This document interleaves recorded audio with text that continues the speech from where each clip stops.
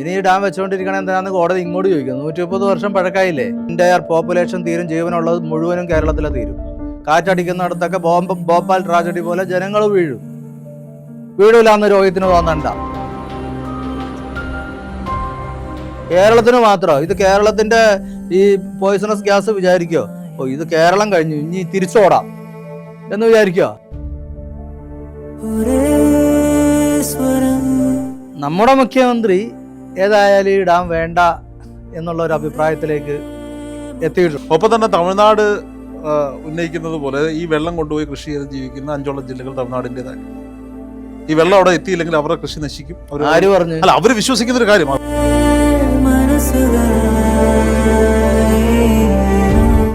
നമസ്കാരം, നേഷൻ ഫസ്റ്റിലേക്ക് സ്വാഗതം. കൃത്യം 1 വർഷങ്ങൾക്ക് മുമ്പ് ഒരു അതിഥിയോടൊപ്പം കുറച്ച് കാര്യങ്ങളുമായി ഇരുന്നിരുന്നു. 1 വർഷങ്ങൾക്ക് ശേഷം വീണ്ടും ഒരു മഴക്കാലത്ത് വീണ്ടും ഒരു അതിഥിയോടൊപ്പം ഇരിക്കുകയാണ്. വിഷയം മുല്ലപ്പെരിയാറാണ്. ഇന്ന് അതിഥി അഡ്വക്കേറ്റ് റസൽ ജോയിയാണ്. നമസ്കാരം വക്കീലേ. നമസ്കാരം. 1 വർഷം മുമ്പാണ് നമ്മൾ മുല്ലപ്പെരിയാർ പൊളിച്ച് പുതിയ ഡാം പണിയേണ്ടതിൻ്റെയോ അല്ലെങ്കിൽ അത് പൊളിച്ചു കളയേണ്ടതിൻ്റെയോ ആവശ്യകതയെ പറ്റിയൊക്കെ നമ്മൾ സംസാരിച്ചത്. അതാണ് എൻ്റെ ചോദ്യം. അതാണ്, നിങ്ങളെന്താ ഈ മഴക്കാലത്ത് മാത്രം വരുന്നത്? മഴക്കാലത്ത് ഡാം അവിടെ ഇല്ലേ? എന്തുകൊണ്ട് നിങ്ങൾ ഈ ചോദ്യം ഞാൻ അങ്ങോട്ട് ചോദിക്കാൻ പറ്റിയ ചോദ്യം എന്നോട് വീണ്ടും ഇങ്ങോട്ട് ചോദിക്കുകയാണ്. ഈ ചോദ്യം അഡ്വക്കേറ്റ് റസൽ ജോയിയോട് വീണ്ടും ചോദിക്കാനിരുന്ന ചോദ്യമാണ്. എന്തുകൊണ്ട് മഴക്കാലമായപ്പോൾ മിക്ക ചാനലുകളും അഡ്വക്കേറ്റ് റസൽ ജോയിയെ കാണുന്നു? ഞാൻ വേനൽക്കാലത്ത് വാങ്ങിച്ച ഒരു വിധിയായിട്ടപ്പോൾ ഇരിക്കുന്നത്. അപ്പൊ ഞാൻ വേനൽക്കാലത്തും മഴക്കാലത്തും ഒരുപോലെ തന്നെ 12 വർഷമായിട്ട് ഇതിന്റെ പുറകെ തന്നെ ഉണ്ട്. അപ്പൊ ഇപ്പൊ കോടതിക്കും മനസ്സിലായി ഇനി ഈ ഡാം വെച്ചുകൊണ്ടിരിക്കണേ എന്തിനാന്ന് കോടതി ഇങ്ങോട്ട് ചോദിക്കുന്നു. 130 വർഷം പഴക്കായില്ലേ, ഇനി എന്തിനു വെച്ചുകൊണ്ടിരിക്കുന്നത്? വേറെ ഒരെണ്ണം പണിത് കൂടെ എന്ന് കോടതി ഇങ്ങോട്ട് ചോദിക്കുന്നു. അതുപോലെ തന്നെ ഭൂകമ്പം, ഞാൻ 240 ഭൂകമ്പങ്ങൾ ഉണ്ടായതിന്റെ ഫുൾ ലിസ്റ്റ് ഗവൺമെന്റിൽ നിന്ന് എടുത്ത് സുപ്രീം കോടതി ഹാജരാക്കിയിട്ടുണ്ട്. അപ്പോൾ ഭൂകമ്പ സാധ്യതയുള്ള ഒരു മേഖലയിൽ, അതിതീവ്ര ഭൂകമ്പ സാധ്യതയുള്ള 3rd സോണിൽ കേരളം വന്നിട്ടുണ്ട്. അപ്പോൾ 3rd സോണിൽ അതിഭൂകമ്പ സാധ്യത എന്ന് വെച്ചാൽ റിക്ടർ സ്കെയിലിൽ 7+ ആണ്.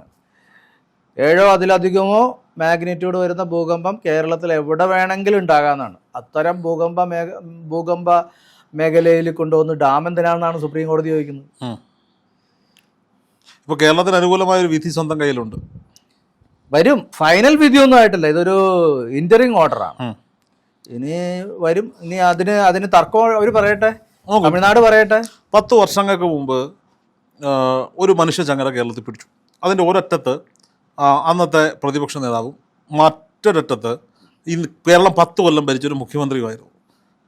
ഇലക്ഷൻ കഴിഞ്ഞു, വലിയ വോട്ടോടുകൂടി വലിയ സീറ്റുകളോടുകൂടി അവർ ജയിച്ചു. 10 വർഷക്കാലം ഇടതുപക്ഷം ഭരിച്ചു.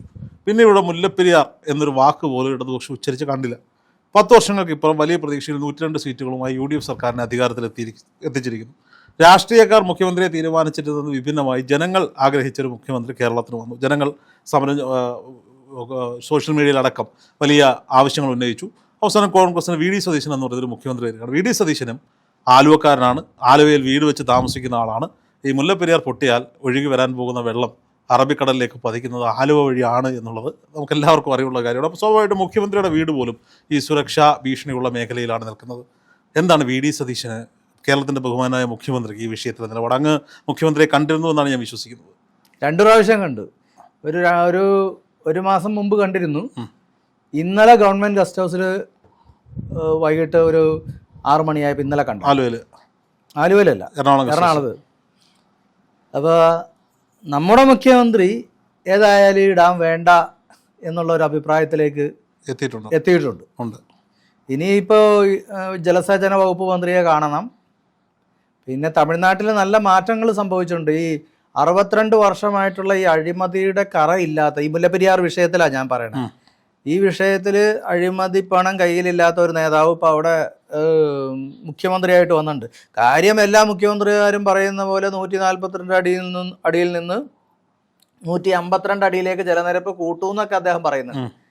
പക്ഷെ എന്നിരുന്നാലും ഈ അഴിമതിയുടെ ഭാഗമല്ല, ഈ നാളിതുവരെയുള്ള അഴിമതിയുടെ ഭാഗമല്ല എന്നുള്ളത് ആശ്വാസത്തിന് വകയുണ്ട്. അദ്ദേഹത്തിന് കാര്യങ്ങൾ മനസ്സിലാക്കി കൊടുത്താൽ ഒരു നീതി ലഭിക്കും എന്ന് ഞാൻ കരുതുന്നു, ഞാൻ കാണുന്നുമുണ്ട്. അവിടെ തന്നെയുള്ള കുറേ കർഷക നേതാക്കന്മാരുടെ മനസ്സിലുണ്ട് ഇതിങ്ങനെ വെച്ചോണ്ടിരുന്നിട്ട് എന്തിനാണെന്ന്. പിന്നെ മാത്രമല്ല കേരളത്തിന് മതിയായ റെമ്യൂണറേഷൻ കൊടുക്കുന്നതാണ് നീതി എന്ന് അവിടെയുള്ളവരും പറയുന്നുണ്ട്. വെറുതെ എന്തിനാണ്?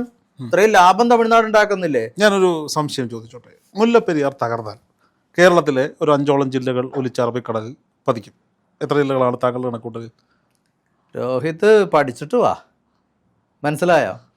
ഈ മുല്ലപ്പെരിയാർ ഡാമിൻ്റെ അടിയിൽ 1 ലക്ഷത്തോളം ഫാക്ടറീസ് ഉണ്ട്. അതിൽ 1000കണക്കിന് ഫാക്ടറീസ് കെമിക്കൽ ഫാക്ടറീസാണ്. അതിൽ പലതിലും മീഥെയ്ൻ, ഈഥെയ്ൻ, ബെൻസീൻ തുടങ്ങിയ വിഷവാതകങ്ങളുണ്ട്. അതിലൊരു ഫാക്ടറി പൊട്ടിയാൽ പോരെ എൻ്റയർ പോപ്പുലേഷൻ തീരും, ജീവനുള്ളത് മുഴുവനും കേരളത്തിലെ തീരും.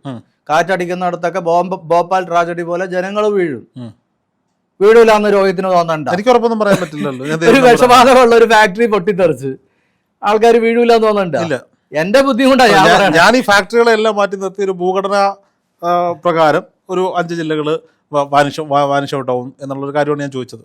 അതാണ് ആൾക്കാർക്ക് പറ്റുന്ന മണ്ടത്തരം.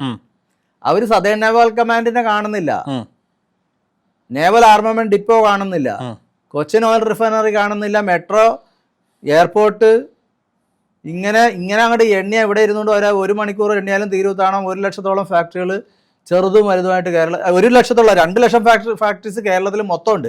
ഈ ഡാമിന്റെ അടിയിലെ കാര്യം ഞാൻ പറയുന്നത്. 1 ലക്ഷത്തോളം ഫാക്ടറീസ് ഡാമിന്റെ അടിയിൽ തന്നെ ഉണ്ട്, ചെറുതും വലുതും. ചെറിയ ഫാക്ടറി എണ്ണണം. അത് തന്നെ ഇപ്പോൾ എത്ര ഇൻഫ്ലാമബിൾ ഗ്യാസസ് വെച്ചിരിക്കുന്ന, പോയിസണസ് ഗ്യാസസ് വെച്ചിരിക്കുന്ന, അമോണിയ പോലെയുള്ള മാരകമായ കെമിക്കൽസ് ഉള്ള ഫാക്ടറീസ് എല്ലാം. അതൊക്കെ പുറത്തേക്ക് വന്നു കഴിഞ്ഞാൽ ഇവിടെ എന്ത് ദുരന്തമായിരിക്കും. കേരളത്തിന് സർവനാശം സംഭവിക്കും. കേരളത്തിന് മാത്രമോ? ഇത് കേരളത്തിന്റെ ഈ പോയിസണസ് ഗ്യാസ് വിചാരിക്കോ ഇത് കേരളം കഴിഞ്ഞു ഇനി തിരിച്ചോടാം എന്ന് വിചാരിക്കോ? ഞാൻ ചോദ്യത്തിലോട്ട് വന്നോട്ടെ. കേരളത്തിന് സർവനാശം സംഭവിക്കും. ഒപ്പം തന്നെ അടുത്ത തമിഴ്നാടിന്റെ ജില്ലകളും കർണാടക ജില്ലകളെ ഇത് എഫക്ട് ചെയ്യും. ഒപ്പം തന്നെ ഞാൻ ദേവഗൌഡജിയുടെ അടുത്ത് സംസാരിച്ചപ്പോൾ അദ്ദേഹം പറഞ്ഞു അവിടെ ഫാക്ടറി ഉണ്ടോ എന്നാ എന്നോട് ചോദിച്ചത്. ഫാക്ടറി ഇതിയാ കന്നഡയിൽ ചോദിച്ചത്. എനിക്ക് കന്നഡ സംസാരിക്കാൻ അറിയാം. ഞാൻ പറഞ്ഞു ഒരുപാട് ഫാക്ടറീസ് ഉണ്ട്, എങ്കിൽ പിന്നെ ഇത് വെച്ചോണ്ടിരിക്കണം എന്തിനാണ്? അദ്ദേഹം ചോദിച്ചതാ നിങ്ങളുടെ നാട്ടിലെ ജനങ്ങൾ എന്ത് ജനങ്ങളാണ്? കുറേ ഫാക്ടറികളുടെ മുകളിൽ ഡാം കെട്ടി വെച്ചിട്ട് നോക്കിയിരിക്കുന്ന ജനങ്ങൾ എന്ത് തരം ജനങ്ങളാണെന്ന് ചോദിച്ചത്. എനിക്കും അതന്നെ ചോദിക്കാനുള്ളൂ. ഇത് മുൻ പ്രധാനമന്ത്രി ചോദിച്ചത് ഞാൻ ആവർത്തിക്കുന്നു. ഒപ്പം തന്നെ തമിഴ്നാട് ഉന്നയിക്കുന്നത് പോലെ ഈ വെള്ളം കൊണ്ടുപോയി കൃഷി ചെയ്ത് ജീവിക്കുന്ന 5ഓളം ജില്ലകൾ തമിഴ്നാടിൻ്റെതായിട്ടുണ്ട്. ഈ വെള്ളം അവിടെ എത്തിയില്ലെങ്കിൽ അവരുടെ കൃഷി നശിക്കും. ആര് പറഞ്ഞു? അല്ല, അവർ വിശ്വസിക്കുന്ന ഒരു കാര്യം. ഞാൻ സംസാരിക്കുന്നത് ഇതിന്റെ ഫാക്ട് അല്ല, പുറത്ത് പറയുന്ന കുറച്ച് കാര്യങ്ങളാണ്. അപ്പോൾ സ്വാഭാവികമായിട്ടും സിമ്പിൾ ലോജിക്കൽ ചിന്തിക്കുക, ഈ 5 ജില്ലകളിലെ ജനങ്ങൾക്ക് വെള്ളം കിട്ടാതെ കൃഷി നശിക്കുകയും ബാക്കിയുള്ള കാര്യങ്ങൾ നശിക്കും. അപ്പോൾ കേരളത്തിനും തമിഴ്നാടിനും ഒരുപോലെ നാശം വിതയ്ക്കാൻ സാധ്യതയുള്ള ഒന്നാണത്. അപ്പോൾ ഈ വിഷയത്തിൽ എന്താണ് ഇതിൻ്റെ ഒരു ബിസിനസ്? താങ്കൾ പറഞ്ഞല്ലോ 60 വർഷക്കാലം അവിടെ ഭരിച്ച ആളുകൾക്ക് ഈ മുല്ലപ്പെരിയാർ വിഷയത്തിൽ ഉണ്ടായ അഴിമതി പണം, ഒരു ഡാം, ഒരു 24 സ്ക്വയർ കിലോമീറ്റർ വലിപ്പത്തിൽ വളർന്നു കിടക്കുന്ന ഒരു വലിയ ഡാം, അതിനകത്ത് എന്താണ് ഇവർക്ക് കിട്ടുന്ന അഴിമതി പണം? എങ്ങനെയാണ് വരുന്നത്? ഈ കാലം മാറി, ക്ലൈമറ്റ് ചേഞ്ചിൻ്റെ കാലം, മനസ്സിലായോ? ഇപ്പം ഈ തമിഴ്നാട്ടിൽ വെള്ളമില്ല. തമിഴ്നാട്ടിൽ വെള്ളമില്ല എന്ന് ആരാ പറയുന്നത്?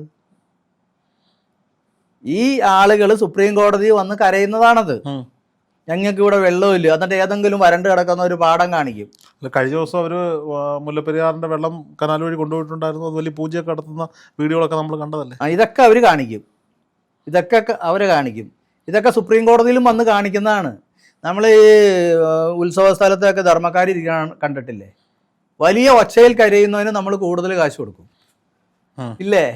ഗിമ്മിക്കാണ് പലതും. 100% ശരിയല്ല എന്നൊന്നും ഞാൻ പറയുന്നില്ല. പക്ഷേ തമിഴ്നാട്ടിൽ നാഷണൽ ആവറേജിനേക്കാളും മഴ പെയ്യുന്ന ജില്ലകളാണ് ഈ 5 ജില്ലയിൽ 4 ജില്ല. പിന്നെ എന്താ വെള്ളമില്ല എന്ന് പറയണത്? ഇത് IMD റെക്കോർഡ്സിലുണ്ട്. ഇതെല്ലാം സംസാരിക്കുന്ന തെളിവുകളാണ്. എന്നിട്ട് തമിഴ്നാട്ടിലെ ലോയർ സുപ്രീം കോടതി ഉന്നയിച്ചു പറയാം ഞങ്ങൾക്ക് ഒരു തുള്ളി വെള്ളമില്ല, ഞങ്ങൾക്ക് മുല്ലപ്പെരിയാറില്ലെങ്കിൽ ഞങ്ങൾ മരിക്കുവേ, കുടിക്കാനില്ല, കൃഷി നടത്താനില്ല എന്നൊക്കെ പറയും. ഡാം വന്നാലും തമിഴ്നാടിന് വെള്ളം കൊടുക്കുന്നതിൽ തെറ്റുണ്ടോ? വെള്ളം കൊടുക്കാമല്ലോ, നമുക്ക് കാശ് വാങ്ങിച്ചുകൂടെ?